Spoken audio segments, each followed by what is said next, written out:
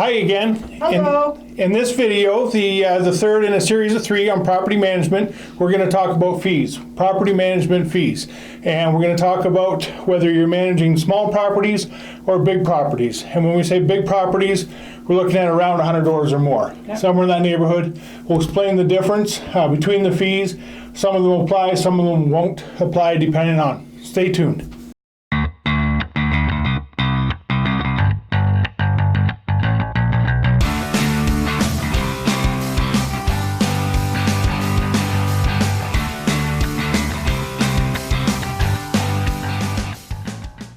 Welcome back. Hello. Thanks for joining us. As we said earlier, this is the third video in a series of 3 on property management, and today we're going to discuss fees. Property management fees, and we're going to break it down between small and large. And how we define small and large is size of property and number of properties. So small, we're talking single family residential, also duplexes, triplexes, and fourplexes. They're basically all small. There will be some discounts in the small category if somebody is owning multiple. If they've got 20 single family homes, it's not exactly considered large, but it's certainly bigger than small, so there's going to warrant some discounts. So let's get started. Bernice? Yep. Let's talk about the first fee type, which is the management fee itself. Of course. Which is the basic monthly management fee, which is almost always a percentage of the rent, either collected or the potential gross rent. Watch out for that one, because we're going to get into that a little bit deeper in one of these, but know what you're paying. Are you paying on the potential gross rent or the actual? What you actually collect. Yep. Yeah. And in small? Yep. You can see anywhere between 8 and 10%. Yep. Of the effective gross income or the actual gross income. Yeah, pretty typical. And then when you get into large, $100 or more, as we said, it's going to vary. It's going to depending because there can be different things rolled into that, different services rolled into that. But I would say between 4 and 6%. Yeah. 4 to 6%, and again, watch whether that is the gross potential rent or the actual rents collected. So first thing I do want to say though about management fee, I guess not the first thing, but everything is negotiable. Everything is negotiable in the state of Colorado. In order to manage property for someone else, it does require a license, a real estate license. And the first thing is that the Division of Real Estate will tell you is everything is negotiable. So read your contracts and and negotiate accordingly, depending on what's in it. These are just going to be a guideline, basic. It is going to vary a little bit from state to state, county to county, market to market, but this will certainly give you an idea. Yep. What's next up? Next we have the vacancy fee. So that takes us back to, your effective gross income or your actual gross income as to how you're receiving your management fee. Yep, because some management companies will charge you even if it's vacant. So be aware of that. They may not charge you full price. They maybe will charge you like $50 a month or something like that for a unit because there is still some amount of work that might need to be done managing of it. But anyway, so be aware of that. Small for a vacancy, we don't charge. No. And what we're going to do is we're going to use what we charge as kind of a baseline, and then we'll talk about deviations from there. Yeah. But so vacancy, I would really Small, say, 0. I think it should be 0 across the board. I don't think they should charge you for a vacancy. But negotiable, up to you. Let's go ahead and put a 0 under large and reveal the next one. All right. Number 3. Setup fee. Number 3, setup fee. So basically what we're referring to here is a fee to set you up. When property management takes over, there's going to be some setup initially. For single family, it's generally quite easy. Even if you have your stuff scratched on the back of a napkin, really all they need to do is load expenses, into whatever, software, hopefully they're using software, that they use, and pretty straightforward. With the large multifamily, there can be a lot more to it. Kind of depends on how you've been running your property over the years. If you're already set up with some online software, then the setup fee should be minimal. Otherwise, if you've got everything on the back of that napkin, that we talked about, it's going to be significant because any property management company that is handling larger properties is going to be using some sophisticated software to track it. So I would say for small, single family, I would say, you know, 0 to what, 50? $50, Yeah. I think, yeah. $0 to $50 depending. And then for the large, It's going to be negotiable. yeah, it's negotiable, but it can be as much as a couple $1,000s. You know, it could, and that would not be unreasonable for a 100, 200 unit complex that was being run, you know, on paper, Yeah. and for them to set it up online so that you know, it's better system, easier for them to manage and generate reports and so on and so forth. It could be as much as a couple $1,000s. So just remember that the cost involved in transferring the records from you to the property manager is going to be solely based on how you've kept those records. So Yep. you can dictate how much that's going to be. Absolutely, and it might be worth your time before you turn it over to a property management company to go ahead and set it up online, Yeah. and you know, bear that we'll call it an expense. You know, yourself, your labor is Yeah. really what it is. Do it As long, before you get to that point. yep, as long as you're setting it up on a system or in a way that will work for them. So check that first. Yep. All right, next we have leasing fee. A leasing fee. So a leasing fee, typically what we charge for single family is half of 1 month's rent. Yep. And that's kind of standard. And sometimes some of the companies, they'll charge half a month's rent if they manage the property, but if they don't manage the property, they may charge as much as 1 month's rent. So it just kind of depends a little bit, shop that around. Yep. And then even with the large multifamily, you're at the 100 unit level, you're likely to have a full-time leasing agent. So that leasing agent, I mean, let's say they're paid, I don't know, $30,000 a year plus bonus. So that $30,000 a year, just as an example, that is something that will be passed through. It's not going to come out of the top management fee. It'll be passed through as a property expense, but they still do get some kind of a bonus. They Whether get it's some recognition. yeah, whether it's early because signing. there certainly is extra work involved, whether it be $50 or $100 bonus, but it is bonus based on top of their salary. It's not So- uncommon for leasing agents to have a base salary plus bonus for leasing. Yep. That's their job. Yeah, and you know, that's not really something that I would suggest you fight the management company on, because if you take away that bonus structure, unless you're going to increase their salary, you may not be competitive in the local market. Therefore, you may not get the best leasing agents. So Yeah. something to keep in mind. Absolutely. You get what you pay for, as always. Yep. Next we have advertising fee. Advertising fee. This one's kind of going to be along the same lines for the small. I mean, It's free. right? Craigslist. Yeah, absolutely. Zillow. Mhm. It's Zillow Syndicates. syndicates out to Trulio and Hot Pads. Yep, Those have always worked well they for have. free. Yeah, for free. Now, different ball game when you've got the multifamily. You are advertising basically 24/7. Hopefully not, but probably pretty close to it. And they, number one, I think Zillow makes them pay a fee if you're over so many units, and they're advertising on other places, apartments.com, and you know, so on and so forth, Yep. in order to make sure that you're staying leased up. So that is probably just going to be a pass-through expense. Pass-through expense that will come off the property's P&L, basically, but expect to pay some kind of advertising fee. And you could also wrap it into the management fee and just say, look, we're going to up your management fee, but I don't want to see an advertising fee. That's going to come out of your management. Well, you could do that, but if you have a property that has a lower turnover of tenants, then I wouldn't suggest you do that. You're paying the increased management fee for nothing. So something to keep in mind. Remember, it's all Negotiable. keyword. Next we have lease renewals. Lease renewals. These are a real cost and a good opportunity. I'll get to that in a minute. So lease renewals, basically you are signing a new lease. Signing a new lease, I don't suggest that you go month to month. There are certain circumstances where we will go month to month, but usually we don't. We don't like to, but you got to draft up the new lease, get it signed, so on and so forth. The opportunity that I'm talking about is it is a wonderful opportunity to get in the unit, and you can make a lease renewal part of a property inspection. So you can get in and walk the property.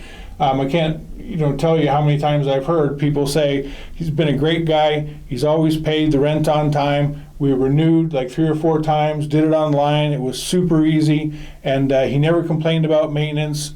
And then he moves out 3 or 4 years later, and it's like, oh my gosh, the second bedroom is full of pizza boxes. Half of them with pizza still in it, and it's just so it's that's a good case scenario. That's right. That is a good case scenario.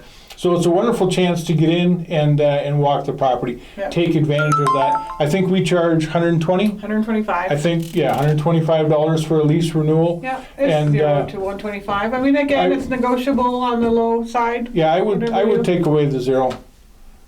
We won't do it for free. We won't do it for free. There's work involved. Lawyers are involved because it is a lawyered lease. It's not some lease that you got, online that isn't state. Yeah, they won't hold up in court. But again, it can come back. Is it included in the management fee? It can. Unless you're releasing, if you're just renewing a lease, is that included in your management fee? Yeah, it can. But again, if you have a property which typically has a low turnover, I wouldn't want it in the management fee. I would want it essentially a la carte. So, and whether you're doing a single family or a single unit in a 100 unit, I would say it's the same. So I would, $125, I think is a reasonable fee for that, regardless of size. All right. My turn. No. Reserve funds. So must. Yeah, absolutely. And reserve funds, I would say a bare minimum for a single family has got to be about $500 because things come up. And you don't want to be floating the owner with your own money. That's bad practice. Mm-hmm. And things may come up between distributions, or maybe you just distributed, and now there's no money left in the escrow account to pay for anything that comes up. And it's important to pay the subs on time. Why?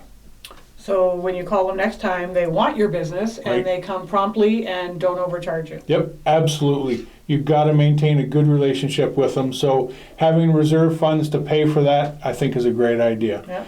And we've kind of tossed around, well, how much? How much do you have in reserves for a 100-unit building? Is $10,000 enough? I don't know. It's going to depend. It's going to depend on the past performance of the building. Yep. Is it behind in maintenance? Is there deferred maintenance? What did you spend last year? What kind of surprises did you have? What kind of surprises might you be expecting this coming year? Do you know that you've got 2 boilers that are right on the edge, but you're waiting for them to, Well, what's break your down? budget? What does your budget look like? Are you Yeah. budgeting for any capital improvements? Are you, budgeting for something to fail? You're not ready to replace it until it does, but you know it's coming. Those types of expenditures. You want to Yep. be ahead of them. Yeah, but I would say as a bare minimum, you need $10,000. Bare minimum, and that that doesn't go too far, but it'll certainly help you out in a pinch with a boiler or whatever the case may be. So. Yep. All right, the next one, maintenance fees. Oh boy, this is a fun one. So, maintenance fees, couple of things surrounding that. First of all, I'll warn you, this is a profit center for a lot of property management companies. They will go low end on the management fee, and then they will get you on the back end with maintenance. And what we do with the small single family is we do charge a 10% management fee on any maintenance that's done that's over $500. So anything under $500, if we just have to send a plumber out for $150 or something like that, there is no charge. So, but anything over $500, it is a 10%. And if we're doing major renovations or something, if we're doing, $7,000 a unit, and we're doing big unit turns, upgrade, and increasing rent, so on and so forth, and you're doing multiple at a time, you might want to negotiate that down a little bit because truly it's easier to manage. So, and I would, with the larger, at about 100 units, that's kind of the tipping point, depending on the property again, but that's kind of the tipping point to needing maintenance personnel full-time. One maintenance personnel full-time for every 100 units. Yeah. And pretty much the same for leasing agent as well. And if they are on staff, again, that's going to be a pass-through, and a pass-through expense. And if the property is in bad shape, a lot of deferred maintenance, it may take a guy and a half. Or if it's an A property and it's fairly new, it may only take somebody part-time. Yeah. So that's going to depend, but be careful. Be careful with that one. Make sure that they're not using their buddies, because then it's like, well, whatever. It costs what it costs, and that can be dangerous. Can be, slippery slope. We've owned in some HOAs where we've had management companies. These are HOA management companies, but still basically the same thing. And they didn't care. They didn't care who they sent. They didn't care what they were charging. They didn't really care if it was competitive or not. They just wanted to get the job done. And the problem is the subs knew that. Yeah. And so they were, and that lasted about a year and a half. And we went from having lots of reserves as an HOA to being totally broke, in the red. And so ask this to was see the why. vendor invoices from your subcontractors. Make sure that they are arm's length transactions and that they are not just someone the property manager is hiring without getting competitive bids and keeping these vendors honest and competitive. Yep. But at the same time, some of this stuff, once you've got an established group, but you need to vet this out first. If it's plumbing, I don't bid it out. I have plumbers, I have garage door people that I don't even bid it out because I know who I use. I know that they're fair, that they're awesome, so on and so forth. But that's because you've also already done the due diligence of getting the 3 bids, figuring out who's competitive, and once you get a good vendor, you keep a good vendor. Yeah, you call stay them, with they them. come, Yeah. they're going to charge you a competitive rate, and they're going to be reliable, and you have a business relationship now. Yeah.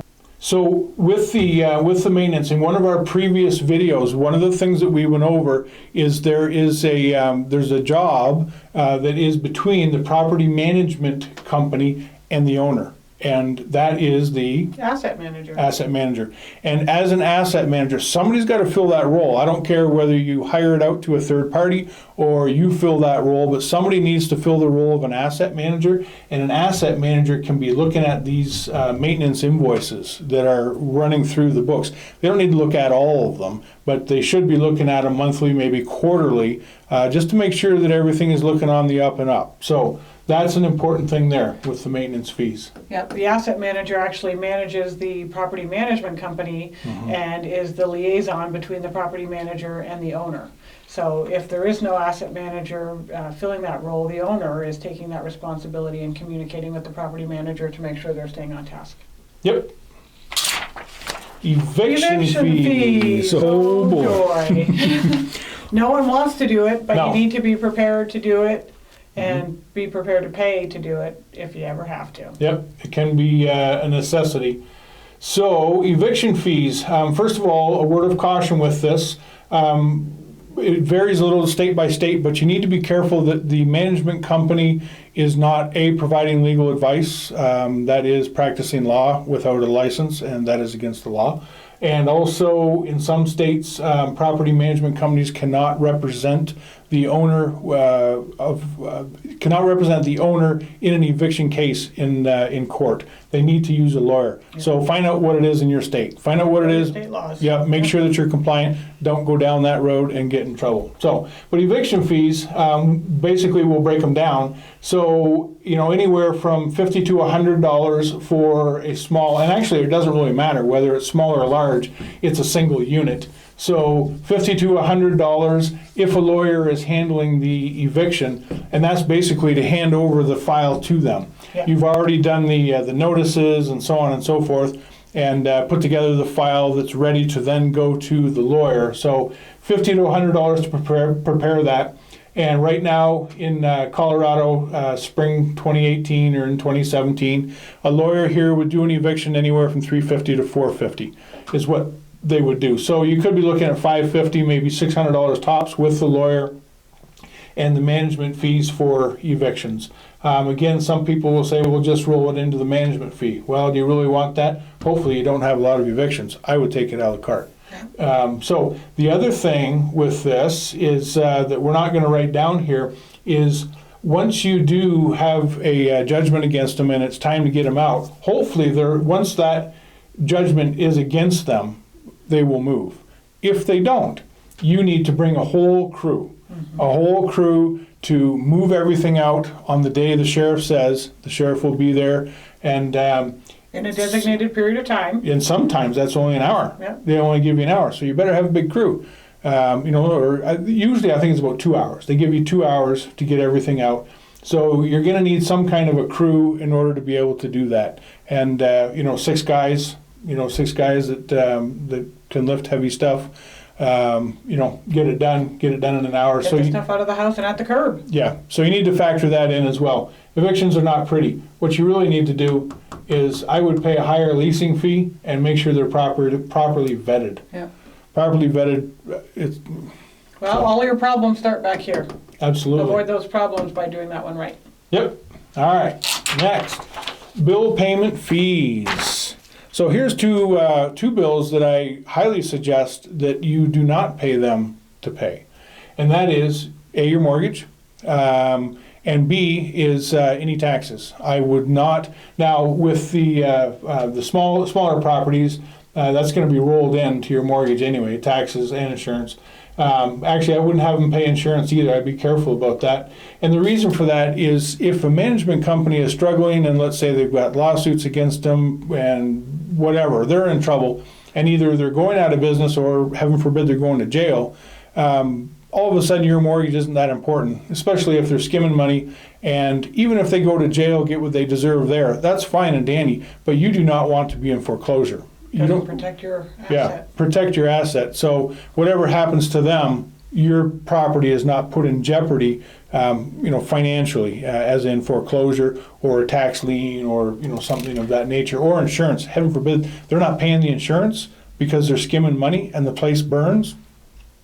So typically what we see in the smaller management is the owner will pay the mortgage, the taxes and the insurance if they're not already escrowed in the mortgage, and your tenant should be paying the utilities. Mm-hmm. So there really isn't anything to pay there, so big fat zero. Yep. There might be an HOA fee there as well in the smaller properties. Well, but like your mortgage, because the HOA has lien rights, we'd suggest that you pay that too. Absolutely. They have super lien rights. So, all right. Is that it there? We didn't- on the large property. So bill payment fees, honestly, I think that should be in the management fee. Yeah. I think that's part of their job. So- Pay the bills, pay the water. In a large setting, again, most owners will pay their own mortgage, taxes, and insurance. So what the property management company is left to pay for is common utilities. Mhm. So it's easy for them to pay an electric bill, a water bill, something like Yep. that. But again, stay on it, look at your vendor fees, look at your monthly disbursement, make sure they're getting paid and you're not falling behind. Yep, absolutely. Big fat zero. Sales commission. What we're referring to here is when the property is sold. So you've held it for a number of years, time to sell it. You will see this fairly often in management agreements that they are going to be they're going to have the exclusive right to sell it. And it will suggest a commission in that management fee. We personally don't do that. We certainly do help buyers and sellers buy and sell property. But yeah, check your contract. And we hope that they've been happy enough with our management that they will use us to sell it.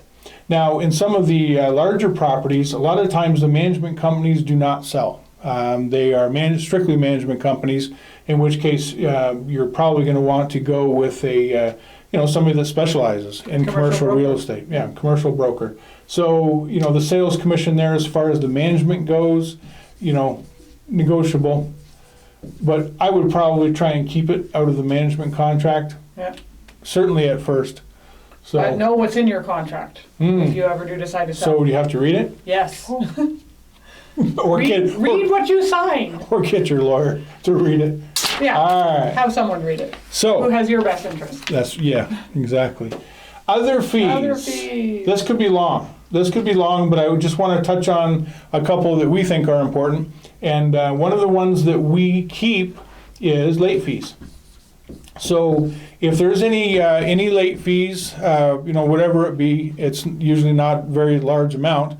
We keep it, and the reason that we do that is we feel entitled to it because of the extra work. There is absolutely extra work in collecting late fees. Yeah, you gotta call them, you gotta coordinate getting the rent, whatever's involved justifies, the fees being kept for the effort put in. Yep, absolutely. It's very rare that the tenant says, oh gosh, I'm sorry, I'm late, here's my extra $20 already added to my rent check. No, you're gonna get the rent check at rent, and then you're gonna have to fight with them to get the late fees. Yeah. So hopefully not too much, otherwise lawyers get involved and you might need to threaten some of that. NSF checks. So under late fees for small, I'm going to say, that it kind of depends on how much it is, but they get to keep them. PM keeps. Yeah, PM keeps. And under the large, I say it just goes into the operating account. right, because you're operating on an account that's affiliated for the property, so Yep. it's coming out of the general funds. Yeah, so it's just going into the That's a to the pass-through. general. Yep. To the general coffers, and then pretty much the same with NSF fees, because typically with the smaller properties, you're not running a separate bank account for each individual property. You have one escrow or maybe two. Well, you have to have two because of the security deposits, at least here in Colorado. So NSF fees, absolutely, we keep them because it's our bank account that's being hit. So with the larger, they almost always have one account per property, so it's just the cost of doing business. Yeah. Simple as that. Yep. There's lots of others, but here's one to watch out for, and this is kind of a trend that we're seeing, and that is property management companies are starting to charge tenants management fees, and I'm just flabbergasted that they're doing that, but they are. So they'll charge them their rent of whatever $1,000 plus a $20 a month management fee, so it comes to $1,020. And I personally don't think that is right. No. I really don't. I don't think that they should be double dipping. They're already up here, charging management fees here. It doesn't sit well with me. And you need to know as an owner, and a lot of times the owners don't know. And if the management company is charging management fees, the owner doesn't know, you may not be as competitive in that market because they may be the only ones doing that. So other rentals around you, they're not charging that $20 or whatever it is in management fees. So again, you're not as competitive, and that can affect your leasing. Yeah. It can affect your leasing because the more junk fees you have on top that others don't have, that's maybe for a reason, because they're accepting lesser tenants, in which case you're going to have higher turnover. Yeah. So It's a vicious cycle. So ask your management company, because if they're negotiating with you to an 8% property management fee, ask them are they going to charge the other 2% to the tenants. yeah, You have a right to know. Yeah. Have a look at their lease, because if they're charging the tenant, it'll be written in the lease to the tenant, and you should be looking at that too. Yep. So make sure you do your due diligence. There can be other fees related to pets as well, that they may be keeping and not passing on. One just quick word of caution with pet security deposits. I think it's dangerous. I've been told by a lawyer, not that this is legal advice, because we're not giving legal advice. We're also not giving tax advice either. We're not lawyers. We're not tax accountants.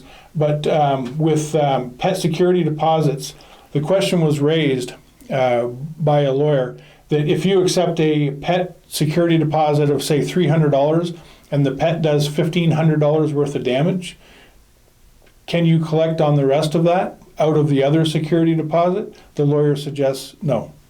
But again, that was a lawyer, that's not my legal advice, but he suggests no, that the pet security deposit is what you have for any damage that the pet does, and anything over and above you have to sue. So Keep that in mind. yeah. Yeah, Anyway. check your own legal counsel. Yep. So anyway, pretty good list, not exhaustive. There's plenty others out there, but these are the basics, and kind of where we sit with the small and with the large. And again, it's going to vary by region. So Yep. So But- do your homework, but this will give you a good start, yeah, and everything's negotiable. and everything's negotiable. Thanks for watching, guys. Greatly appreciated. If you like what you saw, subscribe, Yep, give us a thumbs up, it really helps us a lot. Yep. And make sure you click the subscribe button and the bell so you get notified every time a new video is uploaded. And stay tuned until next Yeah, time. but you know, if you have any questions on any of this, leave them in the comments below. And if you're seeing different numbers than this, maybe in your area, leave that below too. It helps all of us. We can compare market to market. Yeah, till next time. Thanks, guys. Bye. Bye-bye.